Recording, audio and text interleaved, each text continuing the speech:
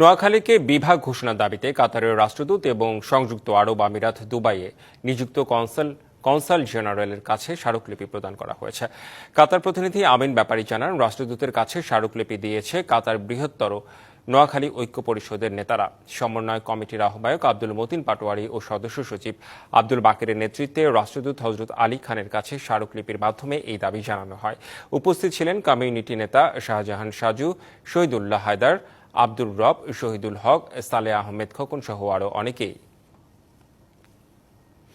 আরব আমিরাত প্রতিনিধি সাইফুল ইসলাম তালুকদার জানান, দেশটিতে কর্মরত বৃহত্তর নোয়াখালী জেলার প্রবাসী রেমিটেন্স যোদ্ধা ও বৃহত্তর প্রবাসী নোয়াখালী সমিতির প্রতিনিধিবৃন্দ কনসাল জেনারেল মোহাম্মদ রাশিদুজ্জামানের সাথে দেখা করেন এবং প্রথম সচিব মোহাম্মদ আব্দুস সালামের কাছে স্মারকলিপি প্রদান করেন। এ সময় বৃহত্তর নোয়াখালী সমিতির নতুন আহ্বায়ক প্রকৌশলী মাহে আলম, কামাল হোসেন সুমন, প্রকৌশলী এম এ মান্নান, শাহাদাত হোসেন সুমন, ফখরুল ইসলাম হিরণ সহ অনেকেই উপস্থিত ছিলেন।